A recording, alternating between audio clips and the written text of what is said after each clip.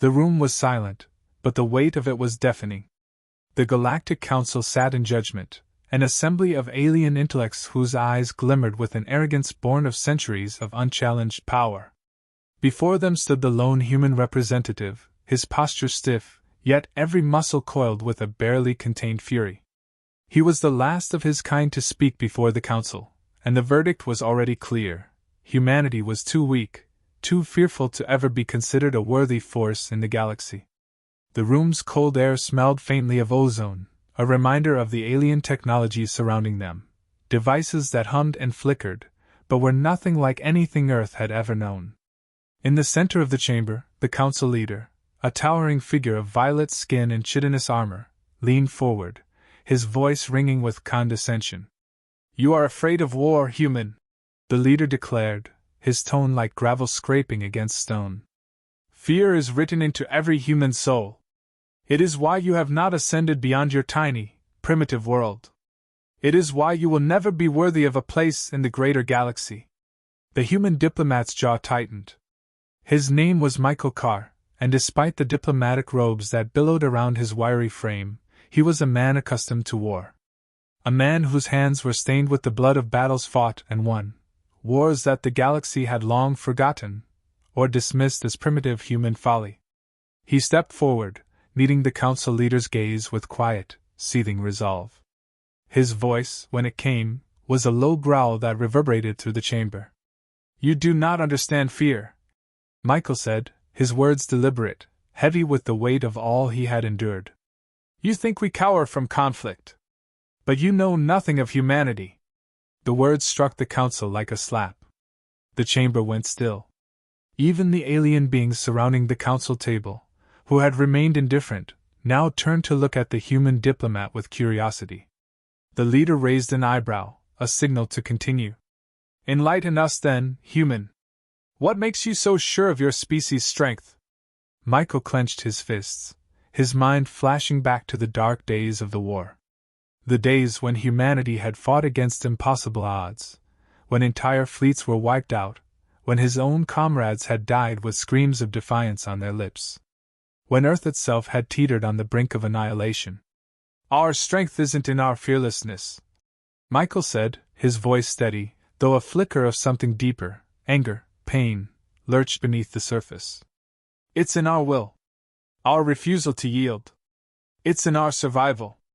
We survive because we fight, not because we hide." The room remained silent.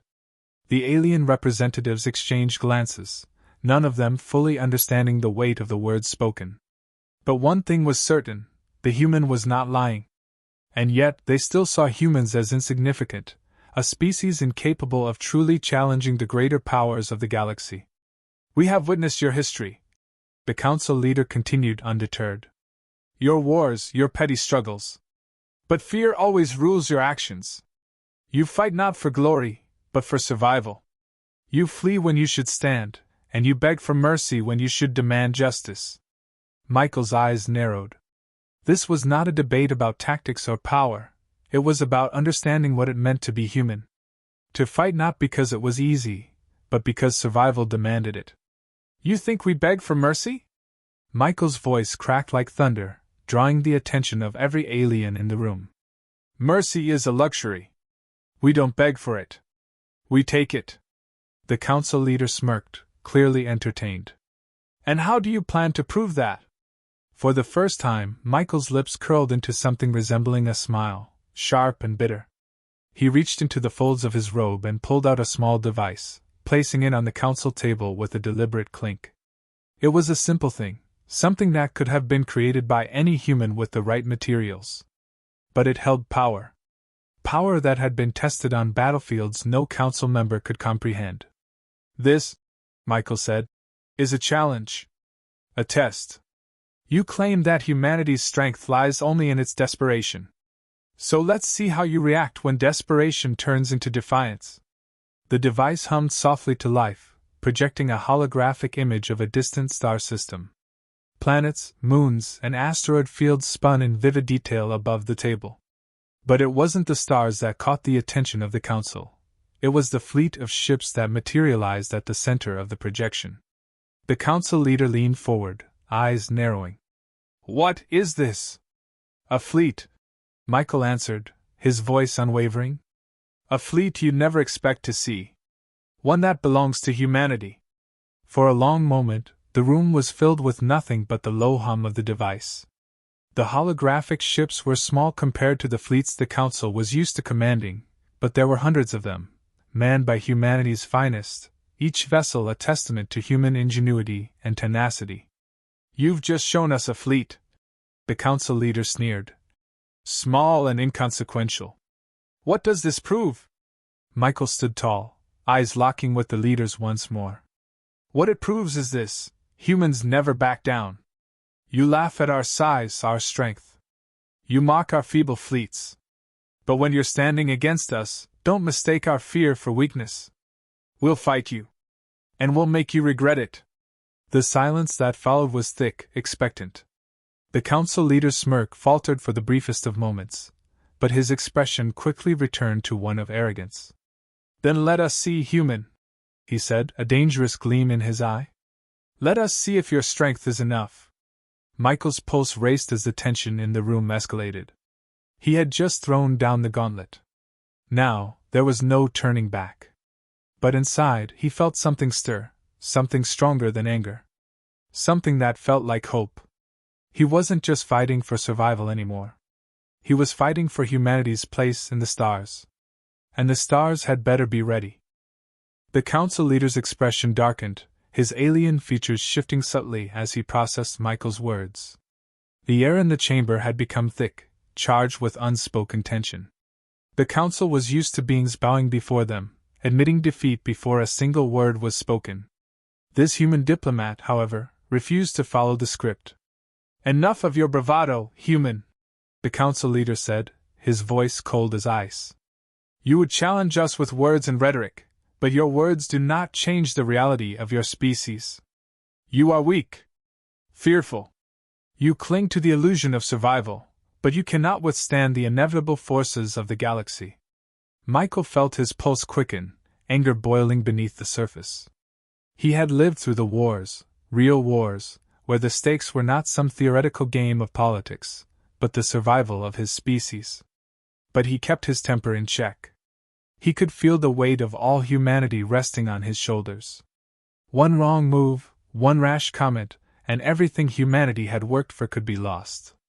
I'm not here for your theories, Michael said, his voice tight but resolute. I'm here to show you that humanity will not be dismissed.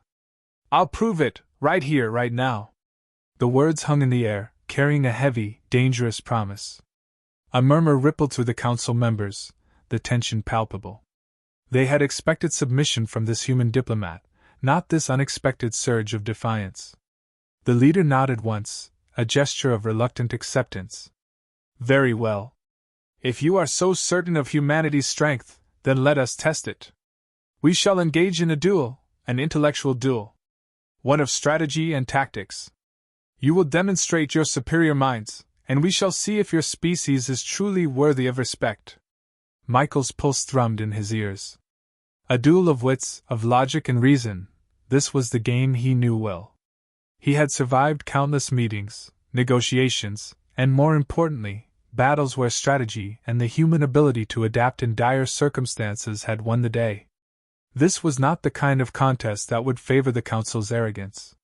Name your terms, Michael replied, his voice now steady and full of purpose.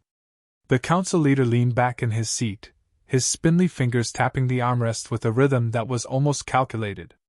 You will be presented with a scenario, a hypothetical scenario, and you will craft a response. Your solution will be judged on its creativity, its application of strategy, and its feasibility. Fail, and humanity will remain a second-rate species in the eyes of the galaxy. Michael's eyes narrowed. It was a fair test, but one that reeked of arrogance. To them, it was a game. To him, it was a matter of survival. We begin immediately, the leader said, and with a sharp gesture, a holographic map appeared in the air before them, pulsing with light. The map showed a remote star system, one teeming with hostile alien species. A small human fleet had recently established a defensive outpost there, and the Council was aware of its strategic importance. The map zoomed in, showing the position of the human fleet, isolated and vastly outnumbered by an approaching enemy armada. Michael stared at the map, feeling his pulse steadying. He could almost hear the hum of engines and the creak of steel beneath his feet. He'd been in situations like this before. This was the stuff of legends, how humans had overcome impossible odds with nothing but grit, determination, and an unwillingness to bend. Your fleet is heavily outgunned and outnumbered. The council leader's voice cut through his thoughts. How do you respond? Michael glanced at the alien assembly, his gaze sweeping over their expectant faces. This was no simple tactical exercise. They wanted to see if humanity had what it took to survive in the grand game of galactic warfare. He stood tall, taking in a deep breath, his mind already turning. I would begin by using the terrain. The system you've presented is unstable, with debris fields and asteroid belts that could provide cover. I would deploy a series of decoy probes to create confusion and scatter their forces. Meanwhile, my fleet would use the cover to set up an ambush. The council members leaned forward, intrigued by the boldness of the suggestion. I would then divide my fleet into smaller units, each one designed to engage in guerrilla tactics. We would never engage directly, but harass and wear down the enemy's forces. We would make them chase us through the debris fields, forcing them into traps where they can be picked off one by one. A murmur of surprise rippled through the chamber. This was not the typical human response. The council expected something more traditional, more straightforward. But Michael was playing the long game, using their arrogance as the weapon. He continued, his tone growing more confident. While the enemy is distracted, I'd have my fleet launch a surprise attack at their vulnerable command ship. The key to this strategy is to exploit the enemy's overconfidence. They would never expect such a low-tech, unconventional attack. The room was silent. The council leader's eyes flickered with something close to uncertainty, a rare emotion for a being of his stature. Your plan is unconventional, the leader admitted, his voice less certain now. But will it work? Michael's lips curled into a grim smile. It's not about whether it will work. It's about making the enemy believe it's their only option. And humans? We've always excelled in that. For a brief moment, there was a flicker of doubt in the council leader's gaze. Michael had done more than offer a strategy. He had presented humanity as something far more dangerous than they had assumed. The enemy might be stronger, but in the game of survival, humanity played by its own rules, and that, Michael knew, was their greatest weapon. The silence stretched between them, thick with the weight of the challenge. The council leader finally spoke, his voice quieter now. You have impressed us, human. But we are not yet convinced. Let us see if your people truly embody this resilience. Michael's gaze remained steady. He had won the first round, but the real battle was only just beginning. The holographic map flickered to life in the air before Michael, casting an eerie glow on the council's solemn faces. The scenario was immediately clear: a military conflict, a brutal standoff between two powerful forces. One side, represented by a massive alien armada, stood poised to strike. The other, a small but highly resourceful human fleet, was cornered in a distant sector of space. It was humanity's worst nightmare, outgunned, outnumbered, and outclassed in every possible way. Michael's mind raced, calculating the odds, assessing the available resources. This was no mere game of tactics. This was humanity's defining moment. If he lost here, all the progress humanity had made would be dismissed as a fluke. If he won, it could mean acceptance, respect, and perhaps even a future among the stars.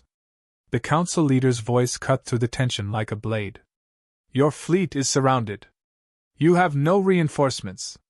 You are expected to fight your way out with minimal casualties. If you cannot devise a plan that shows creativity, resilience, and strategy, your species will remain a backwater. Michael didn't flinch. He had seen worse odds before, faced down enemies who thought they had humanity cornered, only to watch them falter when faced with the unpredictable nature of human ingenuity. He closed his eyes for a moment, pushing aside the ghosts of past wars, then opened them again, his gaze fixed on the glowing map. He drew in a slow breath. "You're not just testing humanity's ability to fight. You're testing our adaptability." The council leader smiled faintly, his jagged, insect-like teeth gleaming. "A keen observation. Now show us." Michael stood before the holographic map, his eyes narrowing as he studied the simulation. His hand hovered over the display, tracing the outline of the human fleet. A ragtag group of ships, all patched together, cobbled from the remnants of past wars. Yet, there was something uniquely human about them, their sheer tenacity, their will to survive at all costs. His fingers danced over the interface, activating a set of commands that altered the fleet's formation. A series of smaller ships, often disregarded in battles like these, were now positioned to flank the enemy from multiple directions. The larger, more heavily armed vessels, typically used for direct confrontation, would draw the enemy's fire. It was a simple strategy, bait and switch, but it relied on the enemy's predictability. One of the council members, a tall, serpentine figure with emerald scales, raised a clawed hand. "You position your ships poorly. The smaller vessels will be annihilated in the opening barrage." Michael's lips curled into a slight smile. "That's the point."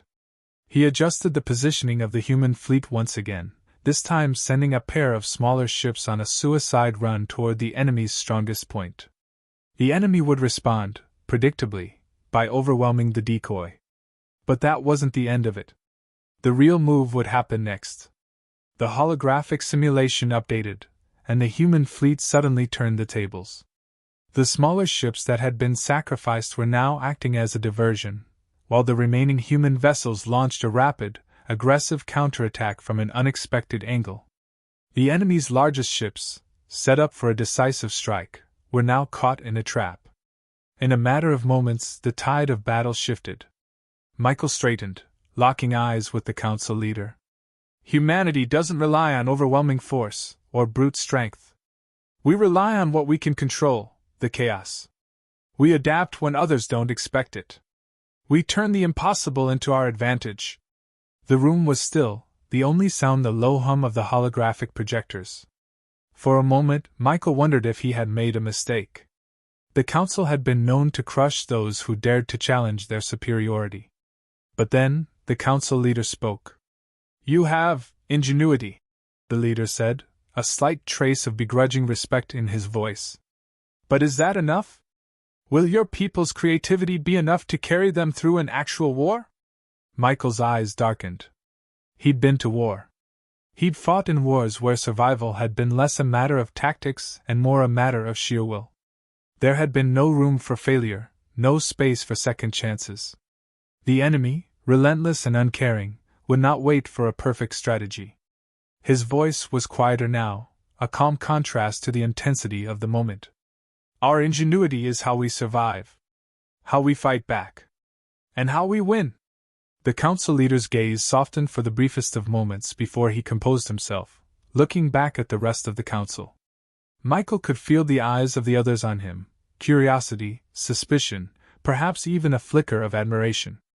They had expected humanity to crumble under their weight, but instead, they had witnessed something else, a glimpse of what humans were capable of when they had nothing left to lose. The council leader finally broke the silence. "You think your ingenuity will carry you through? Perhaps. But you forget one thing: war is not a game. The stakes are far higher than you realize." Michael squared his shoulders. "You're right. War isn't a game. But we've been playing it for a lot longer than you think. And we don't need to win every battle, we just need to outlast you." The room was heavy with silence, but Michael could feel the shift. The council had underestimated humanity. And now, they were beginning to understand just how dangerous that mistake could be. The council leader leaned back, folding his arms. "Very well. We will watch you, human. And we will see if your strategy can translate into reality." Michael took a deep breath, his heart pounding in his chest. This was far from over. The test had just begun. Michael's heart pounded in his chest, the weight of the council's gaze pressing down on him like 1,000 suns. His fingers hovered over the holographic map, every nerve in his body burning with the need to get this right. He could feel the subtle shift in the room's atmosphere, the growing unease among the council members, the barely contained tension radiating from their alien forms. It wasn't just the scenario he was playing out that mattered, it was the future of humanity itself. "You miscalculated, human!" The serpentine alien hissed from the council's side, his tongue flicking out like a whip. "Your fleet will be decimated in moments. The larger vessels are too slow to evade our fleet's weapons. We will simply destroy them first." Michael didn't flinch, though every instinct told him to defend his strategy. But he had learned long ago that the key to winning battles was not to argue with the enemy's logic. Instead, it was to make them see that their assumptions, no matter how well constructed, could always be undone. Humanity's greatest strength was its unpredictability. "The enemy will think they have us," Michael said, his voice unwavering. "They'll focus all their fire on the larger vessels, the decoys. But that's when we hit them. We're counting on their arrogance. They'll underestimate our ability to adapt, to surprise them." The council leader's alien eyes glittered with a mixture of skepticism and curiosity. "Continue." Michael stepped closer to the hologram, his fingers flicking across the screen with practiced precision. The smaller ships, once positioned to the rear, now slid forward, their stealth capabilities activated. These ships were fast, nimble, and heavily equipped with the type of advanced warfare technology that the Council's fleets hadn't bothered to consider. "We'll strike when they think we're already dead," Michael continued, his voice steady as a storm. "Our smaller ships will use cloaking devices to get inside their formation. When the enemy's attention is fully on the larger targets, that's when we take out their command ship, one shot, one kill. It's an old human trick, taking out the brain, and the body falls." A ripple of disbelief passed through the council. The serpentine alien scales shimmered, and his sharp features twisted into something akin to amusement. "You would risk the entire fleet, your entire species, on a single shot?" Michael met his gaze with a cold smile. "It's not a risk. It's our way. We do what they never expect. We do what we must." The council leader leaned forward, his elongated fingers interlaced. "You believe your plan will work. But we have no patience for failure." Michael's mind raced, but he kept his composure. He knew the weight of the decision now. If this plan failed, it would mark the end of humanity's chance at acceptance in the galaxy. But failure was something humanity knew intimately: how to rise from it, how to adapt. He'd seen it on Earth, in every conflict, every struggle, every hardship. Humanity's resolve was a force the galaxy had underestimated too many times. The tension in the room tightened like a spring, but Michael didn't waver. He pressed on. "You misunderstand. This isn't a gamble. This is strategy. It's what humans do when cornered. We fight not with sheer numbers, but with our minds. And when the odds are stacked against us, we get creative." The council leader's lip curled in disdain, but he made no further objections. "Then proceed with your simulation. Show us what humanity can do." With the command given, Michael focused on the final stages of his plan. He had painted a perfect picture, but now it was time for the real challenge: execution. The clock was ticking, and the pressure was rising. The simulated alien fleet shifted, the enemy's ships beginning their approach, their firepower increasing by the second. The larger human ships moved into place, drawing the fire just as planned. The tension in the council chamber increased with every passing moment. Michael could feel the eyes of every council member on him, their silent judgment hanging over him like a storm cloud. If they thought this was a fluke, an illusion, they would have him dismissed. If they saw through it, if they recognized the unpredictability of the human strategy, humanity might just win their place. The small ships, now cloaked, edged closer to the heart of the enemy formation. They had to be precise. They had to hit hard, and they had to do it fast. There could be no hesitation, no room for error. Michael's finger hovered above the launch command. His thoughts raced, not just about this moment, but about the future, about everything humanity stood to lose. And in that moment, he understood something profound. It wasn't just this battle he was fighting for. It was for every human who had ever been underestimated, every human who had ever fought against impossible odds. This wasn't just a duel of wits. This was humanity's chance to show the galaxy that they were more than the sum of their flaws. "Do it," the council leader said, his voice cold. Michael pressed a button. The smaller human ships sprang to life, their cloaking devices deactivating as they emerged from the shadow of the larger vessels. With a deadly precision, they streaked toward the command ship of the alien fleet. In the final moment, the council members' expressions shifted from confident superiority to confusion. The enemy had failed to recognize the trap, just as Michael had predicted. A single shot, fired with the force of human ingenuity, tore through the alien command ship. The council's holographic map flickered, the alien fleet splintering as the center of their command collapsed. The room fell silent. For a heartbeat, the galaxy seemed to hold its breath. Michael stood tall, the weight of humanity's future on his shoulders, but his face was calm. He had done it. He had proven that humanity could think, adapt, and fight with a fierce brilliance that would never be extinguished. The council leader's voice broke the silence, his tone different now. "Impressive, human. You have shown us something unexpected." Michael's lips curled into a slight smile. "That's what we do." And with that, humanity had taken its first step into the stars.